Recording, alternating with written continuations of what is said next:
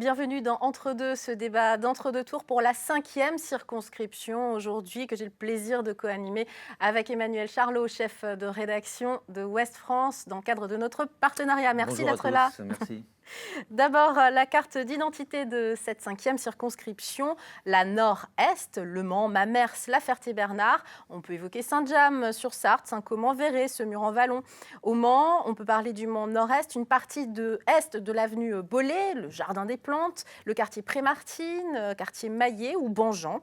La circonscription compte 117 881 habitants, chiffre INSEE, 104 communes. La répartition de la population est assez équilibrée entre zones urbaines, périurbaines et rurales. Et pour débattre, nos deux candidats, vous le savez, depuis le début de la semaine, nous les citons par ordre alphabétique. Victoria de Vigneral, vous avez 38 ans, vous vous présentez sous la bannière Rassemblement National, vous êtes conseillère régionale groupe Rassemblement National et vous êtes attachée au groupe Identité et Démocratie au Parlement européen. Vous siégez à Bruxelles. Vous avez obtenu 22,74% des voix lors du premier tour de ces élections législatives. En face de vous, pour débattre, Jean-Carl Grelier, vous avez 56 ans, vous êtes avocat en droit public de métier, vous êtes le député sortant de la 5e circonscription. Vous briguez un second mandat sous l'étiquette Ensemble, majorité présidentielle, ce qui a créé la surprise en mai dernier puisque vous étiez d'abord investi par les Républicains dans votre circonscription. Vous êtes conseiller départemental et enfin vous avez été maire de la Ferté-Bernard. Vous avez obtenu 33,73% des voix lors du premier tour de ces élections. Mais tout de suite, le débat.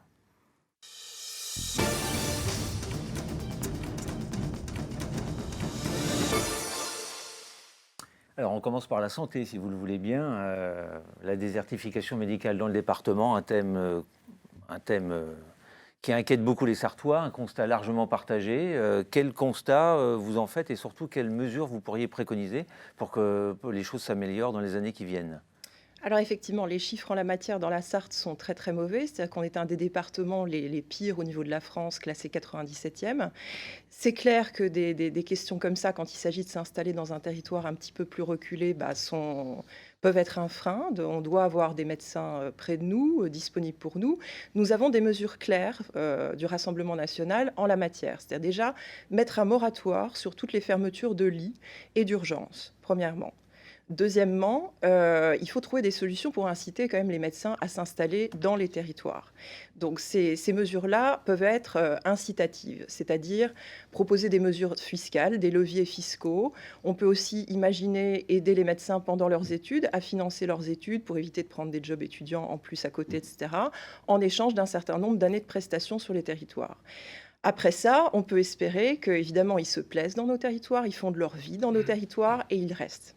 Sur les salaires des médecins, vous avez une préconisation sur les Pas médecins de qui débutent? préconisation particulière, mais je pense qu'à partir du moment où vous avez un tel besoin de médecins dans les territoires, la clientèle devrait suivre. Jean-Carl Grelier, sur ce sujet ? Alors, vous savez, cette question de santé, c'est un sujet que je connais bien pour y avoir beaucoup travaillé durant mon mandat à l'Assemblée nationale. C'est un sujet complexe, c'est un sujet ancien et qui ne se réglera pas à coup d'incantation. C'est un travail en profondeur. Il va falloir reconstruire entièrement notre système de santé de pied en cap. Et ça passe par davantage de proximité avec la population. On est depuis des années dans un système où c'est une offre de soins qui est proposée par l'État aux Français. C'est l'État qui décide d'ouvrir un hôpital ou de le fermer, d'installer un pharmacien d'officine ou pas, d'installer un scanner, un IRM à tel endroit, etc. Et c'est aux Français de s'adapter à cette logique-là. Je pense que ce système-là, aujourd'hui, montre son incapacité à résister à la pression et il faut reconstruire le système comme pendant la crise sanitaire, de là où vivent les Français, de là où ils vivent avec leurs parents âgés et leurs enfants. Ça va nécessiter de repenser complètement la construction de notre système de santé depuis les territoires. Et il faut, si on veut être attractif et rendre notre territoire sarthois attractif, attirer des professionnels de santé, mais les attirer pendant le temps de leurs études. Donc plusieurs mesures peuvent être expérimentées en Sarthe. J'en porte quelques-unes d'ores et déjà et je continuerai peut-être de les porter. L'une de ces mesures, c'est de médicaliser le service d'incendie et de secours. il faut que le SDIS de la Sarthe devienne terrain de stage pour les étudiants en médecine de la faculté de médecine d'Angers. Pompiers, donc. Les pompiers, dès la 2e année, avec une équivalence infirmier, et à l'intérieur du corps des sapeurs-pompiers, on les accompagne tout au long de leurs études, de sorte qu'à partir de la 6e année, on a des internes de médecine dans chaque centre de secours de la Sarthe. La première expérimentation sera conduite au Mans au mois de juillet prochain, dans quelques jours seulement, à titre expérimental, pour voir comment ça fonctionne, comment s'articule cette relation entre le SAMU, les pompiers. Mais l'idée, c'est de rapprocher la première prise en charge de l'urgence au plus près de là où habitent les Sartoises et les Sartois. C'est une première mesure, elle est importante. La deuxième mesure, ça va consister, devant la raréfaction de la profession médicale, à aller projeter des moyens médicaux là où il n'y en a pas. L'idée d'un Medibus, par exemple, qui a fait ses preuves dans d'autres départements, je pense à l'Orne notamment, est une idée qui mérite d'être portée, qui mérite d'être prise en considération pour que dans les territoires où il n'y a plus du tout de professionnels de santé et où la population est totalement en déshérence médicale, on puisse aller projeter des moyens. Voilà quelques exemples. Et puis, je pourrais rajouter l'idée que les étudiants en médecine de la faculté d'Angers, qui aujourd'hui font leur première année d'études au Mans, puissent poursuivre tout leur externat au Mans. Parce que c'est pendant les 5 premières années d'études qu'ils vont tisser des liens avec d'autres professionnels de santé, peut-être aussi des liens personnels et familiaux, et c'est une garantie supplémentaire qu'après leur internat, ils reviendront peut-être s'installer dans notre département. Et contraindre l'installation, par exemple? Pas de Non, mesure coercitive, vous n'en avez j'y pas ai parlé. toujours été plutôt défavorable. Je ne connais pas le point de vue de Madame de Vigneral sur cette question, mais à ce jour, il manque 21 000 professionnels de santé, 21 000 médecins dans l'hôpital public. Si demain, on fait passer le message dans les facultés de médecine que certaines spécialités, dont la médecine générale, pourraient se voir contraintes à l'installation, tous ces étudiants vont rester demain à l'hôpital. On n'en aura pas davantage sur les territoires. C'est l'exemple type de la fausse bonne idée en matière de santé, comme il y en a eu beaucoup depuis 25 ans. Madame de Vigneral, la contrainte, est-ce que ça peut être une solution pour vous, selon vous? Alors personnellement, philosophiquement, je ne suis pas pour la contrainte dans quelque domaine que ce soit. Et notamment, on peut en profiter pour parler de la contrainte vaccinale. Je ne suis pas pour ça. Je pense que vous, au contraire, vous étiez prononcé pour la contrainte vaccinale. Contraindre des gens à s'installer dans un endroit où ils n'ont pas forcément envie, non. Je pense que inciter, donner des arguments, donner des choses positives, mettre en place des choses positives pour les attirer, ce sera beaucoup plus productif à terme que de forcer. Parce que vous savez, quand on force quelqu'un, il trouve toujours une solution Et inciter comment pour passer à concrètement? travers. Des Mais ce que mesures je vous ai dit, financières? des mesures financières, fiscales, qui trouvent un intérêt à s'installer dans nos territoires. Selon vous, l'Agence régionale de santé demeure le bon échelon pour traiter des questions médicales? Alors non, justement. Donc nous, le Rassemblement national s'est prononcé contre les ARS, c'est-à-dire qu'on veut la suppression des ARS parce qu'on pense que c'est un niveau administratif supplémentaire qui, bon, clairement, visiblement, n'a pas réglé les problèmes de déserts médicaux. On veut les supprimer, on veut au contraire basculer une partie de ces budgets qui sont dédiés à l'administratif sur la partie médicale et avoir au niveau des hôpitaux une double gouvernance, c'est-à-dire un administratif, un financier qui permet de gérer cette partie de la structure et une partie un directeur beaucoup plus orienté vers le médical, donc un médecin qui sera beaucoup plus au fait des questions pratiques. Quelque chose à rajouter là-dessus? Non, moi je pose toujours la question, ok pour la suppression des ARS, mais on les remplace par quoi? Parce que le ministère de la Santé a besoin de se décliner dans les territoires, en région, dans les départements. Donc qui prend en charge l'administration du ministère de la Santé, l'administration du sanitaire et du médico-social en région s'il n'y a plus d'ARS Le demain? département le fait déjà un petit peu. Le département le fait titres. sur le médico-social, le sanitaire c'est le monopole de l'ARS. Mais est-ce que vous dites que le département pourrait prendre... Très sincèrement, je pense que les ARS aujourd'hui rencontrent un certain nombre de difficultés de lourdeur. Surtout, la première chose qui peut leur être reprochée, qui pourrait être améliorée facilement et sans frais, ce serait de les décliner départementalement. Si demain, dans chaque département, on a un directeur départemental des ARS, comme on a eu il y a 25 ou 30 ans des directeurs des affaires sanitaires et sociales, qui soit investi d'un vrai pouvoir de décision et d'un petit peu de budget en gestion, on retrouverait des interlocuteurs de proximité. Très rapidement sur ce sujet. Est-ce que vous pensez que ça pourrait être également une solution que de décliner différemment ou de ramener à l'échelle départementale les ARS? Alors, effectivement, je pense que les ARS actuellement sont trop éloignés du territoire. Ça pourrait être une idée. En même temps, avoir un pôle administratif directement dans l'hôpital, il sera aussi proche des gens, ce pôle administratif, et il sera aussi au fait des problématiques.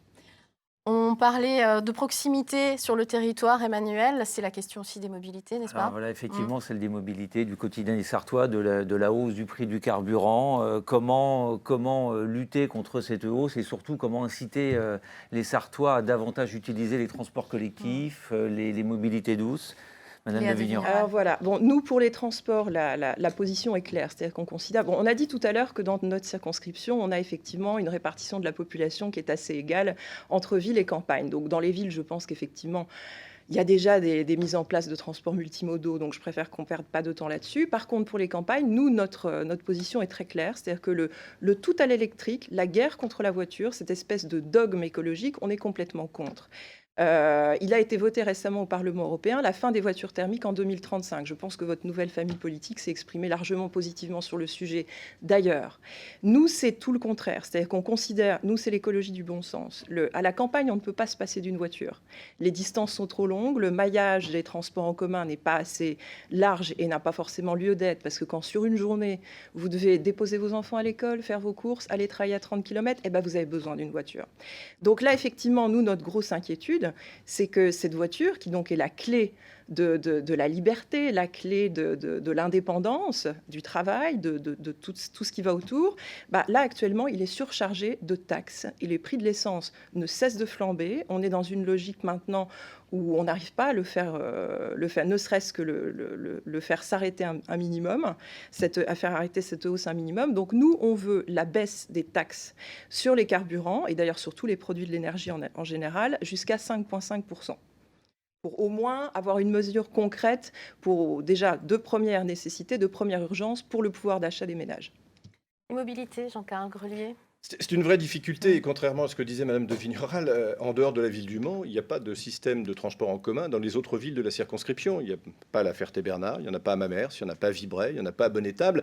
Et donc, il y a une vraie difficulté. Et effectivement, quand il n'y a pas d'autre moyen que la voiture, c'est le transport individuel qui reste la priorité. Moi, je vous rejoins sur l'idée qu'il faut laisser les gens libres d'utiliser leur voiture. Il ne faut pas culpabiliser les gens. Et il ne faut pas avoir sur la politique des transports dans nos territoires ruraux l'œil de l'urbain qui, lui, peut se permettre d'aller se balader à bicyclette ou dans les transports en commun, quand en la campagne, on ne peut pas le faire.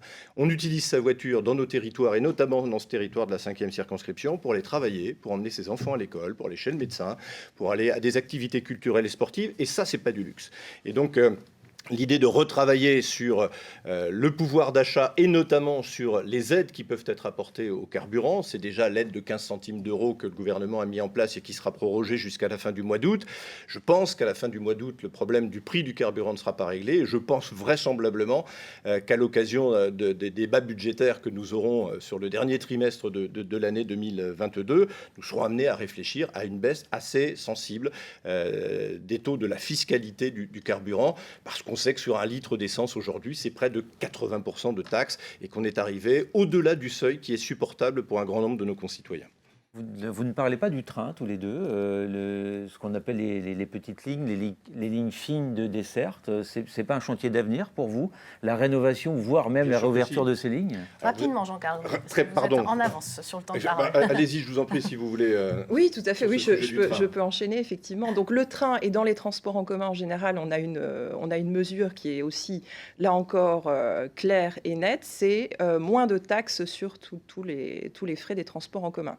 Donc, pour effectivement inciter les gens à les prendre, et pour ceux qui les prennent déjà, le problème, c'est que, moi, je prends beaucoup, je suis une grande consommatrice du train dans la région, c'est extrêmement cher. Ce n'est pas tous les portefeuilles qui peuvent se le permettre. Il y a la question du coût et puis il y a la question du cadencement. C'est-à-dire qu'effectivement, quand on habite à la Ferté-Bernard, qu'on veut venir prendre un TGV au Mans, eh bien, le TER n'a pas toujours la bonne correspondance, le bon horaire qui permet d'avoir ce cadencement. Donc réfléchir peut-être avec la région, qui est l'autorité régulatrice des transports, sur la question du cadencement. Et puis il y a des progrès qui ont été créés. On s'est battu pendant des années, tous élus confondus de ce territoire de la 5e circonscription, pour obtenir la halte de l'hôpital du Mans, qui va permettre notamment aux étudiants du Nord-Sarthe de pouvoir venir à l'université en utilisant le train. Et ça, c'est un progrès considérable. Mais c'est un combat de longue haleine. Il a nécessité beaucoup d'énergie. Allez, on passe à la deuxième partie de l'émission. On va parler environnement.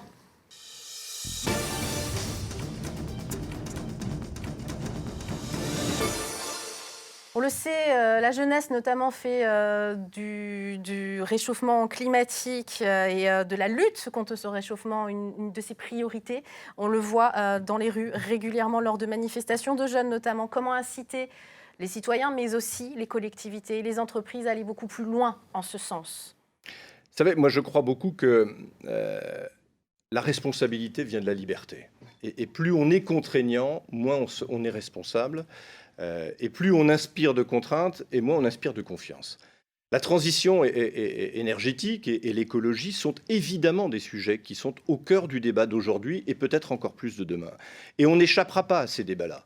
Mais l'idée que l'écologie consisterait à tout interdire à tout le monde à peu près tout le temps est une idée qui est insupportable. Donc il faut inciter, il faut faire de la pédagogie, il faut expliquer pourquoi à un moment donné, peut-être qu'on peut modifier son mode de chauffage, pourquoi on peut améliorer l'isolation de sa maison, pourquoi de temps à autre on peut ne pas utiliser sa voiture de manière aussi systématique. Mais tout ça doit se faire avec beaucoup plus de liberté. Moi, l'idée d'une écologie qui ne serait que contrainte sur à peu près tous les sujets est une écologie qui ne me convient pas et qui ne répondra pas à terme aux enjeux écologiques qui sont les nôtres. Léa de Vigneral, vous avez du temps sur ce sujet. Merci. Alors oui, effectivement, inciter les gens, éduquer les gens, c'est une chose. Mais quand on parle, par exemple, de rénovation énergétique, ben là encore, ça a un coût. Tout le monde ne peut pas se le permettre. Quand on parle de consommer bio, le bio a un coût énorme, tous les portefeuilles ne peuvent pas se le permettre. Donc ça, c'est une chose sur laquelle il faut travailler pour le moment. L'écologie, la pratiquer, la consommer, ça reste quelque chose qui semble réservé un peu à une caste qui financièrement peut se le permettre et effectivement quand même souvent concentrée dans les villes. Nous, notre vision de l'écologie, on l'appelle le localisme. Et donc le localisme, c'est quoi? C'est l'écologie du terroir, c'est la logique de consommer local, c'est l'écologie heureuse qui est complètement en opposition avec effectivement cette écologie dogmatique qui est pénalisante, punitive et qui en fait passe son temps à vous culpabiliser et en oublie finalement toutes les solutions qui sont la logique des campagnes. Vous savez, consommer local, effectivement. Donc nous, au niveau des mesures concrètes, on veut privilégier effectivement les commandes locales dans les collectivités locales, parce que forcément, il y a une logique aussi derrière. C'est-à-dire, commander local, ça veut dire moins de transport, donc moins d'émissions de gaz à effet de serre, même si finalement, les voitures ne sont jamais responsables que de moins de 10% des émissions de gaz à effet de serre. Mais effectivement, je pense que si on fait tous, chacun à notre mesure, quelque chose, par exemple, à titre personnel, je suis beaucoup passée aux vêtements de seconde main. Enfin, on oublie, mais on culpabilise. C'est ça notre problème, c'est qu'on culpabilise beaucoup les citoyens de façon individuelle. Mais à côté de ça, on ne lutte pas vraiment contre les grosses industries comme celle du vêtement, qui ont des pratiques absolument scandaleuses et qui sont polluantes dans des mesures colossales. Là, vous parlez d'initiatives citoyennes et vous parliez aussi effectivement des coûts que cela représente, mais le bâtiment, par exemple, pour prendre cet exemple, représente à peu près un tiers de l'énergie consommée en France. Est-ce que sur cette question, notamment, vous attendez un soutien plus affirmé de l'État ? Ah oui, je pense qu'à partir du moment où il va y avoir de plus en plus de normes, où les propriétaires vont devoir se conférer à ces normes, qui d'ailleurs ne vont pas venir de la France, qui vont venir de plus haut, qui vont venir de l'Union européenne, les bâtiments vont de plus en plus devoir répondre à des normes énergétiques. C'est mis au débat dans toutes les questions de l'environnement au niveau européen et national. Donc effectivement, à partir du moment où on va contraindre les gens à faire des investissements qu'ils ne peuvent pas nécessairement faire, parce que tout le monde ne peut pas changer ses portes, ses fenêtres pour répondre à de nouvelles normes. Les agriculteurs, par exemple, sont confrontés à ce genre de problème. Mais oui, pour moi, il faudra des subventions en face. La lutte contre les passoires énergétiques, le bâtiment, un sujet énergétique important. important. Un vrai sujet sur le fond, mais là aussi, gérons-le de manière pragmatique et en se donnant du temps. Enfin, le couple qui a travaillé toute sa vie pour acheter un petit pavillon des années 50 ou 60 et qui à un moment donné souhaite le vendre, va se voir dans quelques semaines, quelques mois, contraint à des travaux et des diagnostics énergétiques qui vont quasiment rendre la vente impossible, sauf à réaliser des travaux que souvent ils n'auront pas les moyens de financer. Idem pour la location. Là aussi, les gens qui se constituent un petit patrimoine en achetant un petit appartement pour financer une partie de leur retraite risquent de se trouver dans l'impossibilité de le louer très rapidement. Donc, Évidemment qu'il faut améliorer les passoires énergétiques. Évidemment qu'il faut avancer dans cette direction-là. Évidemment qu'il faut que l'aide de l'État, ma prime rénov, la prime énergie, etc., soit démultipliée pour aider ces familles-là. Mais donnons-nous un peu d'air et un peu de temps. Ne mettons pas en permanence sur ces sujets le couteau sous la gorge des Français. Et très rapidement, sur la production d'énergie, vous ne vous êtes pas exprimé sur comment produire de l'énergie la plus vertueuse possible aujourd'hui en France ? Alors déjà, il faut sortir de ce schéma qui consiste à penser en France quand on a trouvé une solution unique, on a trouvé toutes les solutions. Alors on a cru, fut une époque, qu'en mettant des éoliennes à peu près partout, on allait régler à peu près tous les problèmes énergétiques. On voit que c'est beaucoup plus compliqué que ça. On commence à refaire un peu de solaire, mais on s'aperçoit que la vie des panneaux solaires est souvent inférieure à l'emprunt qu'on est obligé de réaliser pour les financer. Voilà des difficultés qui doivent être prises en compte. Moi, je suis très surpris que dans un département comme le nôtre, par exemple, où on a un sous-sol qui est plutôt de bonne qualité, on n'ait jamais travaillé sur la géothermie. Donc, ouvrons le champ des possibles et soyons un peu imaginatifs et sortons surtout des carcans idéologiques sur ces questions. Sur ce sujet ? Alors, effectivement, je crois que d'une manière générale, quand on travaille en bonne intelligence, on ne met pas tout dans tout. C'est-à-dire qu'il faut un petit peu toutes les solutions pour régler le problème de l'énergie. Moi, ce qui me sidère, c'est que récemment, on a l'air de découvrir le problème de souveraineté énergétique. C'est-à-dire qu'on découvre qu'en fait, on dépend de d'autres pays pour notre énergie et aussi pour notre alimentation. D'ailleurs, on découvre le problème de souveraineté alimentaire. Et alors que, bon, je l'affirme, au Rassemblement national, on parle de ces thématiques-là depuis qu'on existe, je pense. Donc, effectivement, nous, on est pour le maintien du nucléaire. Pourquoi ? Parce que d'ailleurs, le nucléaire a été classé par la Commission européenne énergie verte. Le nucléaire pourrait être... on pourrait augmenter la recherche et le développement en la matière. Nous regrettons beaucoup que le projet Reine Astrid ait été arrêté par Emmanuel Macron. Ce projet devait permettre de réutiliser à 100% les déchets nucléaires, c'est-à-dire avoir pour la première fois une énergie 100% recyclable et 100%, donc 100% verte, puisqu'elle a le label du vert maintenant. Maintenant, ce n'est pas pour ça qu'on veut mettre tout au nucléaire. Bien sûr, on soutient la recherche et le développement dans d'autres domaines. On ne peut pas dépendre que d'une seule source d'énergie et encore moins de nos voisins. Merci. On va passer à la troisième partie de cette émission. Si vous êtes élu, vous siégerez à l'Assemblée nationale. C'est là où on vote les lois. On va vous demander, je vote, je ne vote pas.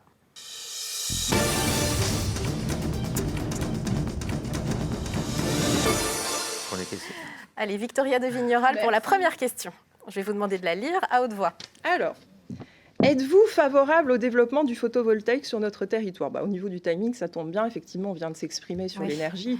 Oui, c'est-à-dire que je pense qu'il ne faut pas miser tout sur une solution. En plus, l'intérêt du photovoltaïque, c'est que pour une personne qui en installe sur son toit ou chez elle, ça permet d'avoir sa propre forme de souveraineté énergétique. Voilà. D'indépendance énergétique à tout le monde. Alors attention à votre temps de parole, Jean-Carl Grelier. Vous avez 1 minute d'écart avec Madame de Vigneral. Alors, considérez-vous que le mandat de député doit être limité à une seule période de 5 ans ? La réponse est non. On est dans une démocratie, ce sont les électeurs qui doivent choisir s'ils estiment que leur député a fait son temps ou s'il peut prolonger son mandat et continuer à travailler pour l'intérêt général. À vous.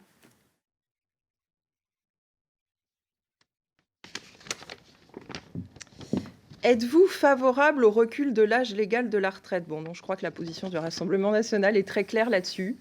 C'est non, dans tous les cas de figure. C'est que nous, on est pour les 40 annuités. On considère que quelqu'un qui a commencé à travailler jeune doit pouvoir prendre sa retraite tôt pour avoir suffisamment d'années pour en profiter. Il faut aussi prendre en compte tous les cas particuliers. C'est-à-dire que tous les chemins de vie ne sont pas les mêmes. Je veux dire, on ne peut pas se dire, OK, nous, on va tous être capables de partir à la retraite à 65 ans. Non, on aura peut-être eu X drames, un cancer, etc. On sera bien content de la prendre à 60. Donc ça, nous ne dérogerons pas là-dessus. C'est la retraite. Pas d'allongement. Une deuxième question pour vous. Alors, faut-il contraindre les jeunes médecins à s'installer dans les déserts médicaux en début de carrière ? Je crois avoir répondu tout à l'heure que j'étais plutôt assez défavorable à ce type de mesures coercitives. C'est drôle que ça tombe sur vous, mais c'est le hasard, je le rappelle. Oui. Alors... Êtes-vous pour ou contre l'ouverture à la concurrence des trajets ferroviaires ? Donc non. Alors on s'exprime très très souvent là-dessus au Conseil régional. On est complètement contre. C'est-à-dire qu'on considère que les services publics doivent rester un service public et que l'État doit être capable par lui-même de fournir un service adapté. Je veux dire, on voit ce que ça a donné avec les autoroutes. Donc non, on est complètement contre. Et une dernière pour vous, Jean-Carl Grelier. Êtes-vous favorable à une élection des députés à la proportionnelle? Eh bien, ça va peut-être vous surprendre, mais je suis plutôt favorable à titre personnel, parce que je ne suis pas un député godillot et qu'il m'arrive de penser tout seul et sans les contraintes d'un parti politique derrière, qu'effectivement, on a aujourd'hui des disparités qui sont beaucoup trop importantes entre ce que les Français peuvent exprimer à l'élection présidentielle et la représentation qui est celle de l'Assemblée nationale. Avec un bémol peut-être, si j'ai rapide. 2 secondes, simplement attention à garder des majorités de gouvernement. On pourrait avoir un système à la proportionnelle comme dans les conseils municipaux. Celui qui arrive en tête a la moitié des sièges et tout le reste se répartit à la proportionnelle. Ça permet à chacun d'avoir sa voix à faire entendre et que malgré tout, la France reste gouvernable et gouvernée. C'est une question qu'on a envie de vous poser aussi rapidement. Très rapidement, écoutez, je me réjouis de la position de M. Grelier. S'il est élu, j'espère qu'il la soutiendra auprès d'Emmanuel Macron, parce que c'est une position sur laquelle M. Macron est revenu en cours de mandat. Et oui, effectivement, je pense que pour un parti comme le nôtre, la structure actuelle est un déni de démocratie. Merci mille fois à tous les deux pour ce débat Merci. intéressant et très respectueux, Merci. je tiens à le signaler. Merci à notre partenaire Ouest France pour la qualité de nos échanges lors de ces 5 débats. C'était un réel plaisir de partager l'antenne avec vous, Emmanuel Charlot, et de préparer ces émissions avec vos équipes. Et merci à tous les candidats d'avoir participé à l'exercice difficile du débat. On se retrouve dans nos médias sartois respectifs, dans Ouest France, bien sûr. Ouestfrance.fr. Absolument, chaque jour dans les colonnes également de Ouest France. Et rendez-vous aussi dès dimanche soir à 19h45 pour une grande soirée électorale sur LMTV Sarthe à partir, donc je l'ai dit, de 19h45 avec tous les commentaires et les analyses politiques et bien sûr les résultats donnés par Aurélien Legendre. Rediffusion de ce débat tout à l'heure à 23h ce jeudi, puis demain matin 9h, 13h et puis 21h le soir. Merci, à bientôt.